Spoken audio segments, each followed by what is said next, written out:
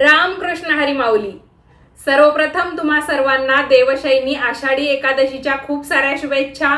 पंढरीच्या पांडुरंगांची आणि माता रुक्मिणीची कृपा तुमच्या आमच्यावर सदैव राहो, तसेच त्यांची सेवा करण्याची संधी आपल्याला अखंडपणे मिळत राहो, हीच सदिच्छा किंवा प्रार्थना।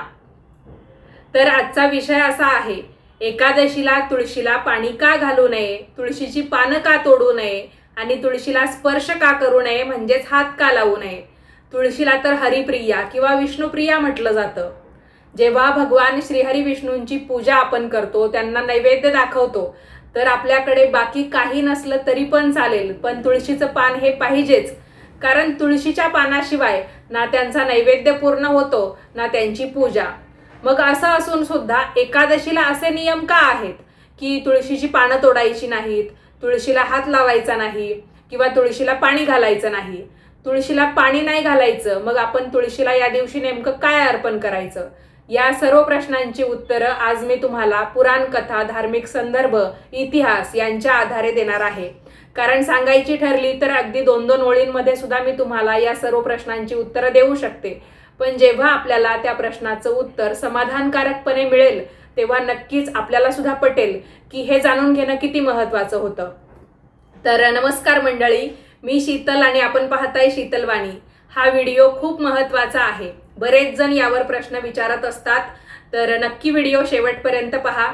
चॅनेलवर तुम्ही पहिल्यांदाच आलेला असाल आणि तुम्हाला सविस्तर प्रकारच्या कथा, माहिती जाणून घ्यायला आवडत असेल तर आपलं चॅनेल नवीन आहे आणि त्याच पद्धतीचं आहे, जशी तुमची अपेक्षा आहे की सविस्तरपणे आपल्याला सगळं ऐकायला मिळावं, तर नक्की तुम्ही आपल्या या शीतलवाणी चॅनेलला सबस्क्राईब करू शकता। आणि हा व्हिडिओ पाहत असताना कमेंट्समध्ये लिहा रामकृष्ण हरी किंवा माऊली। चला तर मग कथेला, आजच्या व्हिडिओला सुरुवात करते। तर भक्तांनो, आपल्या भारतातील जवळजवळ प्रत्येक हिंदू घराच्या अंगणामध्ये, बाल्कनीत किंवा गच्चीवर आपल्याला एक तुळशीचं वृंदावन असलेलं दिसून येतं। सकाळी उठल्यावर अनेक जण सर्वप्रथम तुळशीला पाणी घालतात, तिच्या समोर दिवा लावतात, प्रदक्षिणा घालतात आणि नमस्कार करून नव्या सुंदर दिवसाची एक छानपैकी सुरुवात करतात। पण एक प्रश्न पडतो, एवढा मान इतर कोणत्याही वनस्पतीला जर दिला जात नाही, तर मग तुळशीमध्येच एवढं विशेष असं काय आहे? याचं उत्तर आपल्या धर्मग्रंथांमध्ये आणि परंपरांमध्ये आपल्याला सापडतं। हिंदू धर्मात तुळशीला केवळ एक औषधी वनस्पती मानलं जात नाही, तर ती देवी रुंदेचं स्वरूप आणि भगवान विष्णूंना अत्यंत प्रिय असलेली पवित्र वनस्पती मानली जाते। म्हणूनच भगवान विष्णू, श्रीकृष्ण किंवा श्रीहरी विठ्ठल यांच्या पूजेमध्ये तुळशीच्या पानांना विशेष महत्त्व आहे। असंही मानलं जातं की तुळशीचं एक पान जरी आपण श्रद्धेने त्यांना अर्पण केलं तरी पण भगवान विष्णू आपल्यावर प्रसन्न होतात। यामुळेच अनेक भक्त रोजच्या पूजेमध्ये तुळशीचं पान हे आवर्जून वाहतात। फक्त पूजेतच नाही तर तुळशीला आयुर्वेदामध्ये सुद्धा अत्यंत महत्त्वाचं स्थान आहे। यामुळे तुळस ही श्रद्धा आणि आरोग्य यांचा सुंदर संगम मानली जाते। तुळशीची पानच नाही तर तिच्या बिया आणि मंजिरी यांचा उपयोग अनेक पारंपरिक उपचारांमध्ये केला जातो। तर याच कारणामुळे आपल्या पूर्वजांनी प्रत्येक घरामध्ये तुळस लावण्याची परंपरा ही निर्माण केली असावी। पण मंडळी, इथेच एक आश्चर्यकारक गोष्ट आहे। ज्या तुळशीचं पान भगवान विष्णूंना रोज अर्पण केलं जातं, त्या तुळशीचं पान आषाढी एकादशी असेल किंवा प्रत्येक महिन्यामध्ये ज्या काही 2 एकादशी येतात, तर त्या एकादशींना तोडू नये असं का सांगितलं जातं? खरंच त्या दिवशी आपण तुळस तोडल्याने किंवा तुळशीला हात लावल्याने, तुळशीला पाणी घातल्याने आपल्याला पाप लागतं का, की यामागे एखादी खोल आध्यात्मिक भावना आहे? या प्रश्नाचं उत्तर समजून घेण्यासाठी आपल्याला हजारो वर्षांपूर्वीची एक अत्यंत भावनिक कथा जाणून घ्यावी लागेल। देवी रुंदा आणि राक्षसराज जालंधराची ही कथा। तर ही कथा समजल्याशिवाय तुळशीचं खरं महत्त्व समजणं आपल्याला केवळ अशक्य आहे। चला जाणून घेऊया ही संपूर्ण कथा। तर मंडळी, तुळशीला इतकं पवित्र स्थान का मिळालं, याचं उत्तर आपल्याला एका अत्यंत भावनिक आणि हृदयस्पर्शी कथेत मिळतं। ही कथा देवी रुंदा आणि राक्षसराज जालंधराची आहे। ही कथा प्रामुख्याने पद्मपुराण, स्कंदपुराण आणि इतर काही पुराणातील परंपरांमध्ये वेगवेगळ्या स्वरूपामध्ये सांगितली जाते। त्यामुळे तपशिलामध्ये थोडे फरक आपल्याला आढळू शकतात, पण कथेचा मुख्य संदेश हा सारखाच आहे। असं सांगितलं जातं एकदा भगवान शिव अतिशय क्रोधित झाले, म्हणजे त्यांना खूप राग आला. त्यांच्या क्रोधातून प्रकट झालेल्या तेजातून समुद्रामध्ये एक दिव्य बालक जन्माला आलं. समुद्राने त्या बालकाचं पालनपोषण केलं आणि त्या बालकाचं नाव होतं जालंधर. जालंधर हा तसा अत्यंत पराक्रमी, बलवान आणि शूर योद्धा होता. पण त्याच्यापेक्षा अधिक महान होती त्याची पत्नी वृंदा. कारण वृंदा ही भगवान विष्णूंची निस्सीम अशी भक्त होती. ती अत्यंत पवित्र, सत्यवती आणि पतिव्रता स्त्री म्हणून ओळखली जात होती. असं मानलं जातं की वृंदेच्या अखंड पातिव्रत्याच्या तेजामुळे जालंधराला एक अद्भुत असं संरक्षण प्राप्त झालं होतं. जोपर्यंत वृंदेचं पातिव्रत्य अबाधित होतं, अखंडित होतं, तोपर्यंत कोणताही देव असेल, दानव असेल किंवा योद्धा असेल, तो जालंधराचा पराभव अजिबात करू शकत नव्हता. हळूहळू त्यामुळे काय झालं, जालंधर अधिक शक्तिशाली होत गेला आणि त्याने देवांवर सुद्धा आक्रमण करायला सुरुवात केली. देवांना अनेक युद्धात पराभव पत्करावा लागला. शेवटी सर्व देव भगवान विष्णू आणि भगवान शिव यांच्याकडे गेले. त्यांनी प्रार्थना केली की प्रभो, जालंधराचा पराभव करणं आता केवळ अशक्य झालं आहे.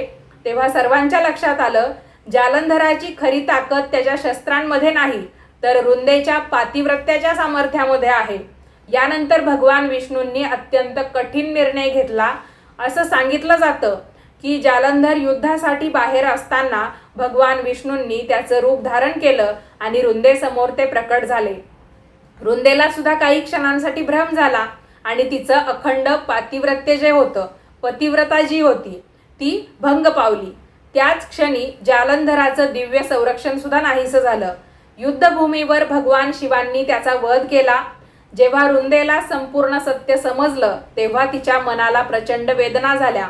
तिने भगवान विष्णूंना शाप दिला, तुम्ही दगड व्हाल. असं मानलं जातं की या शापातून पुढे शालिग्राम या भगवान श्रीहरी विष्णूंच्याच स्वरूपाची परंपरा निर्माण झाली किंवा शालिग्राम हे त्यांचं रूप तयार झालं. भगवान विष्णूंनी वृंदेच्या भक्तीचा आणि तिच्या पतिव्रतेचा सन्मान केला आणि त्यांनी तिला वर दिला, तू पृथ्वीवर तुळस म्हणून सदैव पूजली जाशील. माझी पूजा ही तुझ्याशिवाय पूर्ण होणार नाही. म्हणूनच वृंदा जी आहे तिचं रूपांतर नंतर तुळशी या वनस्पतीमध्ये झालं, म्हणजे एका वनस्पतीमध्ये तिचं रूपांतर झालं आणि या वनस्पतीला भगवान श्रीहरी विष्णूंनी तुळस म्हणून संबोधलं किंवा तुळस हे नाव दिलं. म्हणूनच आजही भगवान विष्णू, श्रीकृष्ण आणि पंढरीचे पांडुरंग किंवा पांडुरंग रूपी विठ्ठल यांच्या पूजेमध्ये तुळशीच्या पानांना इतकं महत्त्व दिलं जातं. मंडळी, ही कथा आपल्याला एक गोष्ट शिकवते. भगवान भक्तांच्या प्रेमाचा आणि निष्ठेचा नेहमीच सन्मान करतात. आता प्रश्न असा आहे, या कथेचा आणि आषाढी एकादशीला तुळशीचं पान न तोडण्याचा नेमका संबंध काय आहे? देवशयनी एकादशीच्या दिवशी अशी कोणती श्रद्धा आहे ज्यामुळे अनेक भक्त त्या दिवशी तुळशीचे पानं तोडणं टाळतात? तर ते सुद्धा आपण आता पुढच्या भागात जाणून घेऊया. आत्तापर्यंत आपण वृंदा आणि जालंधराची कथा जाणून घेतली. त्याच्यानंतर वृंदेचं तुळशी या वनस्पतीमध्ये रूपांतर कसं झालं तेही आपण समजून घेतलं. आता तुळशीची पानं का तोडायची नाही किंवा तुळशीला पाणी का घालायचं नाही, पाण्याऐवजी आपण काय अर्पण करू शकतो, तुळशीला हात का लावायचा नाही, तर मी तुम्हाला समजावून सांगते. बघा मंडळी, आपण जेव्हा व्रत करतो, उपवास करतो तर तो अतिशय सात्विक पद्धतीने करतो, बरोबर की नाही? मग त्याच्यामध्ये कोणत्याही प्रकारचा हिंसा किंवा कोणत्याही प्रकारे आपण दुसऱ्या प्राण्याला, वनस्पतीला किंवा पक्ष्याला किंवा कोणत्याही सजीवाला आपण त्रास देऊ नये अशी भावना ठेवून आपण तो उपवास एक प्रकारे सात्विक करण्याचा प्रयत्न करत असतो. मग तुळस ही वनस्पती आहे आणि सर्वात महत्त्वाचं, ती भगवान श्रीहरी विष्णूंची निस्सीम भक्त आहे. ज्या पद्धतीने आपण सुद्धा स्वतःला एक लहान सहान का होईना पंढरीच्या पांडुरंगांचे, भगवान श्रीहरी विष्णूंचे किंवा कोणी श्रीकृष्णांचे भक्त म्हणून स्वतःला ओळखत असतील किंवा मानत असतील, तर आपलं जे व्रत आहे ते कुणी भंग केलं तर चालेल का? एखाद्या वेळेस जरी चुकून माकून आपला उपवास मोडला तर मग आपल्याला किती त्रास होतो की अरे माझ्याकडून हे असं कसं घडलं, किंवा त्या गोष्टीचा आपल्याला कुठेतरी पश्चाताप व्हायला लागतो आणि प्रश्न सुद्धा येतात. मग ज्यांना कुणाला या गोष्टीचं विशेष ज्ञान आहे तिथे आपण कमेंट करतो किंवा त्यांना आपण फोनवरून विचारतो की माझ्याकडून असं असं झालं, उपवास मोडला तर मी काय करू? त्याच पद्धतीने वृंदा म्हणजेच तुळस ही सुद्धा भगवान श्रीहरी विष्णूंची किंवा त्यांची जी रूपं आहेत त्यांची जर ती भक्त आहे तर ती सुद्धा हे एकादशीचं व्रत करते. मग तिच्या व्रतामध्ये आपल्याकडून कोणत्याही प्रकारचा व्यत्यय येऊ नये, तिचं व्रत भंग पावू नये, याच्यासाठी आपण रविवारचा दिवस असेल किंवा एकादशी तिथी असेल किंवा कृष्ण जन्माष्टमी असेल तर या तिथींना तुळशीला स्पर्श करू नये. म्हणजेच काय, तिचं व्रत जे आहे ते आपण भंग करू नये. आता हात लावू नये म्हणजेच अर्थात आपण तिची पानं सुद्धा तोडू नये. तिला आपण पाणी घातलं तर त्याचा अर्थ काय होतो की आपण तरी उपवासाला काहीतरी खातो, पण तुळशीच्या बाबतीत ही आख्यायिका आहे की तुळस भगवान श्रीहरी विष्णूंच्या संदर्भात ज्या काही महत्त्वाच्या तिथी येतात तेव्हा ती निर्जला व्रत करते. निर्जला तिचा उपवास असतो, म्हणजे ना ती त्या दिवशी काही खाते ना काही पिते. त्याच्यामुळे आपण तिला त्या दिवशी पाणी घालायचं नसतं. आता काही धार्मिक कथांमध्ये असा उल्लेख आहे, भलेही ती निर्जला व्रत करते तर मग आपण कोणतंही व्रत कधी सुरू करतो, सकाळी सूर्योदय झाल्यानंतर. मग त्या व्रताचा जसा नियम असेल, जसं की समजा एकादशीचं व्रत आहे, आपण ते एकादशीच्या सूर्योदयाच्या वेळेस किंवा सूर्योदय झाला की लगेच ते सुरू करतो. मग एकादशीचा संपूर्ण दिवस जातो, रात्र जाते आणि दुसऱ्या दिवशी द्वादशीला सूर्योदय झाल्यानंतर आपण तो उपवास सोडतो. तर मग उपवासाची खरी सुरुवात सूर्योदयाच्या नंतर होते किंवा सूर्योदयाच्या वेळेला होते. मग आपण सकाळी तुळशीची पूजा त्याच्यासाठी सूर्योदयाच्या थोड्याशी आधी करून घ्यायची, थोडा वेळ आधी करून घ्यायची आणि आपण तिच्या मुळाशी पाण्याऐवजी थोडंसं दूध अर्पण करायचं. किंवा काही जणांनी जरी सूर्योदयाच्या नंतर तुळशीची पूजा केली आणि मग उपवास जो आहे तो सुरू केला तरी पण आपण पाण्याऐवजी 1 चमचाभर म्हणजे अगदी थोडंसं दूध तिच्या मुळाशी अर्पण करायचं. तिला कोणत्याही प्रकारे आपला धक्का लागणार नाही किंवा हात लागणार नाही, अशा पद्धतीने आपण तिची पूजा जी आहे ती करायची असते. आता प्रत्येक जेव्हा आपण धार्मिक गोष्टी ऐकतो ना तर त्याच्यामध्ये आपल्याला थोड्याफार फरकाने वेगवेगळा तपशील किंवा वेगवेगळी माहिती ऐकायला मिळते, पण त्या प्रत्येक कथेचा सारांश एकच असतो किंवा सांगण्याचा उद्देश जो असतो ना तो एकच असतो की आपल्याला त्याच्यातून मुख्य माहिती जी आहे किंवा मुख्य उद्देश जो आहे तो कळावा. तर इथे सुद्धा सांगण्याचा उद्देश हा की आपण तिला पाण्याऐवजी थोडंसं दूध किंवा काही जण काय करतात, दुधामध्ये थोडीशी हळद मिक्स करतात आणि मग ते हळदीचं दूध जे असतं ना, खास करून गाईचं दूध, तर ते तुळशीच्या मुळाशी अर्पण करतात. आता मी तुम्हाला सांगितलं की 2 पद्धती, एकतर आपण सूर्योदयाच्या आधी तुळशीची पूजा करायची आणि तेव्हा आपण ते दूध अर्पण करायचं किंवा सूर्योदयाच्या नंतर जरी केलं तरी चालेल, पण आपण शक्यतो सूर्योदयाच्या आधीच हा नियम पाळायचा. तुळशीच्या मुळाशी आपण पाण्याऐवजी हळद मिसळलेलं किंवा साधं आपलं गाईचं दूध अर्पण करायचं, जेणेकरून आपण असं समजायचं की जसा आपला उपवास आता सूर्योदयाच्या नंतर सुरू होत आहे तसा तुळशी मातेचा सुद्धा सुरू होईल आणि मग त्या पद्धतीने आपलं ते व्रत व्यवस्थितपणे म्हणजे न चुकता सगळे नियम पाळून पार पडेल. आता तुळशीची पानं तोडण्याचा एक विषय आहे. तर तुम्हाला सांगायचं झालं, आपण जरी एकादशीच्या दिवशी हा उपवास करतो ना, म्हणजे एकादशी आहे तर आपण एकादशी तिथीलाच सकाळी तो उपवास सुरू करतो आणि द्वादशीला त्या उपवासाचं त्या व्रताचं पारण करतो. पण खरी गोष्ट ही आहे की एकादशीचं व्रत हे दशमी तिथीपासूनच सुरू होतं, दशमीच्या संध्याकाळपासून. म्हणजे दशमीची संध्याकाळ, त्याच्यानंतर दशमीची रात्र, संध्याकाळपासून सुरू झालं म्हणजे आपण रात्रीचं जेवण हे त्या दिवशी करायचं नसतं. दशमीच्या दिवशी आपण सकाळी जे जेवण करतो तर त्याच्यानंतर आपण संध्याकाळचं जेवण करायचं नाही. आपलं संध्याकाळीच एकादशीचं व्रत सुरू झालं पाहिजे. त्याच्यानंतर एकादशीचा संपूर्ण दिवस, एकादशीची रात्र आणि सकाळी दुसऱ्या दिवशी द्वादशीला आपण हे उपवास सोडायचे असतात. तर अशा पद्धतीने 1.5 दिवसीय हे व्रत म्हटलं तरी पण चालेल. तर अशा पद्धतीने एकादशीचं व्रत असतं. पण चला, आपण एकादशीच्या दिवशी ते सुरू करतो, संपूर्ण दिवसभर आणि रात्रभर करतो आणि द्वादशीला सोडतो. तेही पण काही चुकीचं नाहीये, आपण तेवढं करतो तेच पुरेसं आहे. आजच्या काळामध्ये व्रत करतोय ना, याला महत्त्व आहे. तर अशा पद्धतीने मग भलेही तुम्ही दशमीच्या दिवशी संध्याकाळी या उपवासाला सुरू करू शकला नाहीत तर मग दशमीच्या दिवशी म्हणजेच एकादशीच्या आदल्या दिवशी तुम्ही तुळशीची पानं तोडून ठेवा. एखादा पेपर घ्या किंवा एखादी कागदी पिशवी घ्या आणि तिच्यामध्ये तुम्ही तुळशीची पानं ठेवा आणि मग ती तुळशीची पानं तुम्ही फ्रीजमध्ये ठेवू शकतात. पण विनंती ही की आता बरेच जण शाकाहारीच असतात असं नाही, काही जण मांसाहारी सुद्धा असतात.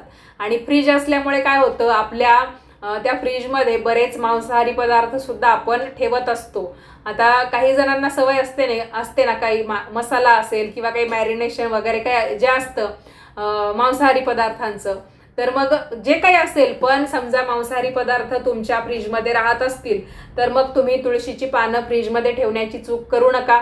अजून एक साधी सोपी पद्धत मी तुम्हाला सांगते की तुम्ही एकादशीच्या आदल्या दिवशी म्हणजे दशमीला जर पानं तोडली तर एक तांब्याचा तांब्या घ्या किंवा एखादं भांडं घ्या, जे असेल ते स्वच्छ भांडं, आणि त्याच्यामध्ये पाणी भरा आणि पाण्यामध्ये तुम्ही तुळशीची पानं टाकून ठेवा. दुसऱ्या दिवशी ती पानं तुम्ही पूजेसाठी वापरू शकता. आता सुकलेली पानं सुद्धा पूजेमध्ये चालतात, पण जेव्हा आपण तुळशीच्या झाडाखाली पडलेली पानं घेतो तर आजूबाजूला जरी पडलेले असतील कुंडीच्या बाहेर, वृंदावनाच्या बाहेर, पण कुणाची काय म्हणतात ना, कुणाच्या पायाखाली ती पानं यायला नको किंवा नाही का खराब, आपल्याला देवाला व्हायची आहे तर व्यवस्थित काळजी घेऊन मग आपण ती पानं घेऊ शकतो. किंवा अगदीच लक्षात राहिलं नाही तर आपण आपल्या घरच्या लहान मुलाबाळांकडून ती पानं तोडून घेऊ शकतो. तर अशा पद्धतीने आपल्याला हे नियम पाळायचे असतात. आणि जेव्हा आपण तुळशीची पानं तोडतो तर मंजिरी तोडल्या तरी सुद्धा चालतं, काही हरकत नाही. पण आपण तुळशीची पानं तोडताना पहिल्यांदा तिची क्षमा मागायची आणि कोणत्या कारणासाठी आपल्याला तिची पानं हवी आहे ते सुद्धा सांगायचं. आणि आपल्या बोटांच्या मदतीने अलगद आपण तुळशीचं पान तोडायचं आहे, नखांचा वापर करायचा नाही किंवा तिच्या पानांना नख लागून द्यायची नाही. कारण तुळशीचं पान हे खूप मुलायम मृदू असं असतं. तर मग एक पान वाहिलं काय आणि 1000 पानं वाहिली काय, अर्थ सारखाच. त्याच्यामुळे मग आता देवाची पूजा आहे, त्यातल्या त्यात मग भगवान विष्णूंना, श्रीहरी विठ्ठलांना, श्रीकृष्णांना म्हणजे त्यांची जी रूपं आहेत त्यांना तर तुळशीचं पान खूप प्रिय आहे. तर मग हे डोक्यात आपलं असलं की कितीक पानं तोडून कितीक नाही हे आपल्या डोक्यात येतं, पण असं काही करायचं नाही. तुम्ही साधं एक पान देवाला वाहण्यासाठी आणि एक पान नैवेद्यावर ठेवण्यासाठी तोडलं तरी सुद्धा पुरेसं आहे. तर अशा पद्धतीने तुळशीच्या रोपाची काळजी घ्या, तिला कोणत्याही प्रकारे आपल्याकडून नुकसान पोहोचेल आणि आपल्यामुळे तिचं व्रत भंग होईल तर अशी चूक करू नका. आता याच्या मागे मी तुम्हाला कोणत्याही प्रकारची भीती घालत नाहीये, पण धार्मिक श्रद्धा अशी आहे, आपल्याला कसं वाटेल आपलं व्रत कोणी भंग केलं तर, किंवा आपल्याला जर कोणी असं भाग पाडलं आपला उपवास मोडायला, तर आपली सुद्धा देवाच्या प्रती एक श्रद्धा असते ना, आपणही तिथे कुठेतरी चिडू किंवा आपल्याला त्रास होईल, पश्चातापाची वेळ येईल. त्याच्यामुळे ती जर भगवान श्रीहरी विष्णूंची निस्सीम भक्त आहे तर तिच्या व्रताची काळजी आपण घ्यायलाच हवी. त्याच्यासाठी आपल्याला हे नियम पाळायचे आहे. तर श्रद्धा, अंधश्रद्धा आणि त्याचबरोबर भक्ती यांची जी काही जोड आहे, म्हणजे श्रद्धा अंधश्रद्धेतला फरक आपण ओळखायला शिकलो आणि त्याच्या मागे भक्तीची जोड कशी आहे ते जर आपल्याला व्यवस्थितपणे ओळखायला आलं तर आपल्याला कोणत्याही प्रकारची भीती वाटणार नाही. कारण मी तुम्हाला आतापर्यंत 2-3 व्हिडिओमध्ये हेच सांगण्याचा प्रयत्न केलेला आहे, देव हा भक्तीचा विषय आहे, भीतीचा नाही. त्याच्यामुळे देवाच्या संदर्भात ज्या काही गोष्टी आपल्याला सांगितल्या जातात त्या आपण भक्तीच्या, श्रद्धेच्या अर्थाने घ्याव्या किंवा कोणत्याही प्रकारच्या भीतीपोटी घेऊ नये. त्याच्या मागचा अर्थ प्रॉपर काय आहे तर तो आपण समजून घेतला तर आपल्याला भीती वाटणार नाही. देवाला दयाळू असं म्हटलं जातं, जो दयाळू नसतो तो राक्षस असतो. त्याच्यामुळे मग व्यवस्थितपणे प्रत्येक गोष्टीचा अर्थ समजून घेण्याचा प्रयत्न करा. तर बघा, आषाढी शुक्ल एकादशीला भगवान विष्णू योगनिद्रेमध्ये प्रवेश करतात अशी धार्मिक मान्यता आहे आणि याच दिवसापासून चातुर्मासाची सुद्धा सुरुवात होते. म्हणून या एकादशीला देवशयनी किंवा हरिशयनी एकादशी असं म्हणतात. इथे झोप म्हणजे आपल्या रोजच्या झोपेसारखी झोप नसते. योगनिद्रा म्हणजे सृष्टीचं पालन करत असतानाही अंतर्मुख होण्याची एक दैवी अवस्था, अशी तिची आध्यात्मिक व्याख्या केली जाते. आता विचार करा, तुळस ही भगवान विष्णूंना सर्वात प्रिय मानली जाते. अनेक भक्त तर तिला माता तुळशी असंच म्हणतात. म्हणूनच भगवान विष्णू योगनिद्रेमध्ये जातात त्या दिवशी त्यांच्या अत्यंत प्रिय तुळशीची पानं न तोडता तिचा आदर सुद्धा करावा, तिला विश्रांती द्यावी अशी श्रद्धा या परंपरेमध्ये दिसून येते. आधीच तोडून ठेवलेली पानं श्रद्धेने अर्पण करण्याची प्रथा अनेक ठिकाणी आहे. काही भक्त त्या दिवशी फक्त तुळशीला नमस्कार करतात, प्रदक्षिणा घालतात, दिवा लावतात, पण पानं तोडत नाहीत. मंडळी, इथे सर्वात लक्षात ठेवण्यासारखी गोष्ट ही आहे आणि महत्त्वाची गोष्ट ही आहे, परंपरा ही भीतीवर नाही तर प्रेमावर आधारलेली आहे. पान तोडलं तर देव रागावतील अशी भीती निर्माण करणं हा तिचा उद्देश नाही, तर भगवान विष्णूंवरील प्रेम, तुळशीबद्दलचा आदर आणि निसर्गाबद्दलची कृतज्ञता व्यक्त करणं हा तिचा खरा संदेश आहे. आता महत्त्वाचा प्रश्न की पूजेसाठी आपण किती पानं घ्यायची, मंजिरी वाहू शकतो का आणि पानं तोडताना कोणती प्रार्थना करायची. बघा, सकाळी स्नान करून स्वच्छ वस्त्र परिधान केल्यानंतर आपण तुळशीची पानं तोडावीत, कारण त्यावेळी मन आणि शरीर दोन्ही शुद्ध असतात. पूजेसाठी ही वेळ शुभ मानली जाते. तुळशीकडे कधी साध्या झाडाप्रमाणे पाहू नका. एक दैवी झाड म्हणून आपण तिच्याकडे पाहतो, तर तिच्या समोर हात जोडून नमस्कार करा. मनात भगवान विष्णूंचं स्मरण करा. हे माता तुलसी, भगवान विष्णूंच्या सेवेसाठी मी तुमची काही पानं घेत आहे, कृपया मला त्यासाठी क्षमा करा, अशी भावना असेल तर तीच खरी भक्ती आहे. तर आपल्याला गरजेपुरतीच पानं घ्यायची आहे. 1, 3, 5, 7, 9, 11 या संख्येमध्ये आपण पानं घेऊ शकतो. पण जसं की मी तुम्हाला म्हणजे मागेही सांगितलं की आपण एक पान त्यांच्या चरणी वाहण्यासाठी आणि एक पान आपण त्यांच्या नैवेद्यावर वाहण्यासाठी अशी 2 पानं घेतली ना तरीही चालतं. मग त्याच्यामध्ये आपण मंजिरीसह पान तोडू शकतो आणि एकदमच अशी जोरात पानं ओढायची नाही. हळूहळू करून आपण मंजिरी वेगळ्या करायच्या, पानं वेगळी करायची, किंवा मंजिरी पान एकत्र आलं तरीही चालेल. पण काळजी हीच घ्यायची की तिला त्रास होणार नाही, ही भावना आपण जपायची आहे. आणि बघा, तुळशीचे आभार मानायला अजिबात विसरू नका. तिच्या प्रति कृतज्ञता व्यक्त करायला अजिबात विसरू नका. संध्याकाळी तुळशीजवळ गाईच्या तुपाचा, फुलवातीचा एक दिवा अवश्य लावा. याच्यामुळे काय होतं, आपल्या घरी सुख समृद्धी नांदायला मदत होते, अशी धार्मिक आख्यायिका आहे. तर मग अजून मी तुम्हाला या कथेचा किंवा या विषयाचा एक छानपैकी संदेश देणार आहे. त्याच्यामुळे तुम्हाला समजेल की आपल्याला तुळशीची पानं का तोडायची नसतात वगैरे. आणि अजून एक गोष्ट लक्षात ठेवा की ज्या वेळेस सूर्योदय होतो तेव्हा आपलं एकादशीचं व्रत सुरू होतं. पण आदल्या दिवशी जरी आपल्याला तुळशीची पानं तोडायची आहेत तर ती सूर्य मावळायच्या वेळात तोडू नका. कारण पानं म्हणजे काय, तर ती त्या झाडाचे भाग आहेत, अवयव आहेत. जसे आपल्याला हात आहेत, पाय आहेत, तोंड आहे, नाक आहे, सगळं काही आहे. तर त्या पद्धतीने झाडाची मुळं, झाडाची फुलं, पानं, कळ्या, मंजिरी जे काही झाडाला येतं तर ते त्याचे अवयवच आहेत की. मग आपण त्याला नुकसान पोहोचवू नये हाच खरा उद्देश असतो. आणि प्रत्येकाला आपली मुलं बाळं लेकरं प्रिय असतात. मग संध्याकाळी आपल्या घरची माणसं म्हणजे दिवसभरात जी काही कामाला जातात, संध्याकाळी ती कुठे येतात, आपल्या घरी येतात.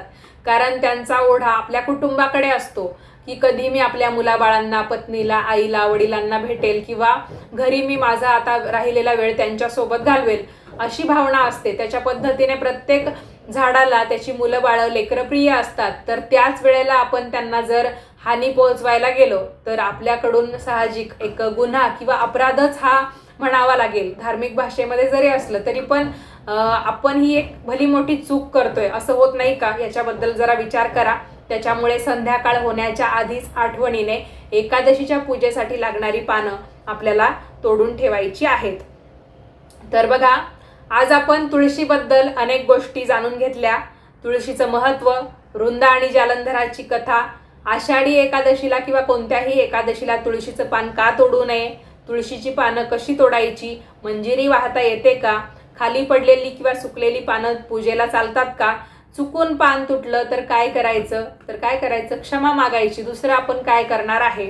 आणि भीती मनात घालून घेतल्यापेक्षा क्षमा मागणं, प्रायश्चित्त घेणं हे कधीही चांगलं. कारण असं म्हणतात ना, भीत्या पाठी ब्रह्मराक्षस. भीती जर आपण आपल्या मनात घेतली तर अजून काहीतरी आपल्या डोक्यात उलटसुलट विचार येतील. त्याच्यापेक्षा देवाची क्षमा मागायची. बाकी देव दयाळू आहे हे सर्वांना माहिती आहे. आपण जाणून बुजून तर काही करत नाही, हे तर आपल्याला समजतं ना. जाणून बुजून केलेलं हे याला चूक नाही म्हणत, याला गुन्हा किंवा अपराध म्हणतात. पण जेव्हा आपण कळत नकळत करतो तर साहजिक आहे ती चूक असते. आणि आपण देवाचं जे असेल ते जाणून बुजून कधीही करत नाही, कळत नकळतच आपल्याकडे होतं. त्याच्या मागे फक्त आपल्याला मग हाच पर्याय असतो की आपण देवाची माफी मागायची. बाकी कोणत्याही प्रकारची भीती आपल्या मनात घालून जगायचं नाही. एकदम व्यवस्थितपणे आपण श्रद्धापूर्वक देवाची पूजा करायला शिकायचं. तर बघा, तुळस आपल्याला फक्त पूजा शिकवत नाही, तर ती आपल्याला आदर, संयम, कृतज्ञता आणि भक्ती शिकवते. आपल्या पूर्वजांनी प्रत्येक घरामध्ये तुळस लावायचं एक आपल्याला काय म्हणता ना उत्तराधिकारामध्ये दिलं, की त्यांनी अगोदर तुळस लावलेल्या होत्या. त्यांची पूजा करताना आपण त्यांना पाहिलं होतं की आपले वडीलधारे माणसं असं करायचे. तर आपणही पिढ्यानपिढ्या तीच संस्कृती जपत आहोत ना. तर त्यांचा उद्देश फक्त त्यांना एक झाड लावायचं होतं किंवा झाड वाढवायचं होतं असं नव्हतं. तर प्रत्येक घरामध्ये श्रद्धा, पवित्रता आणि निसर्गाबद्दल प्रेम त्यांना जिवंत ठेवायचं होतं. म्हणून तुळशीची पानं तोडताना, तिची पूजा करताना, तिला पाणी घालताना हे सगळं फक्त एक विधी म्हणून करू नका, तर प्रेमाने करा, मनापासून करा. कारण भगवान विष्णूंना सर्वात प्रिय असते ती म्हणजे आपली भावना.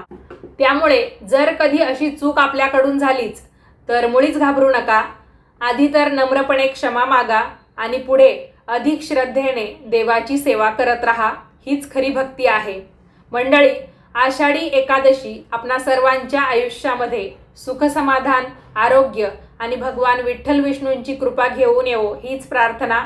जर हा व्हिडिओ तुम्हाला आवडला असेल आणि यातून नवीन काही शिकायला तुम्हाला मिळालेला असेल तर या व्हिडिओला लाईक करा. तुमच्या कुटुंबियांपर्यंत, नातेवाईकांपर्यंत हा व्हिडिओ पाठवा.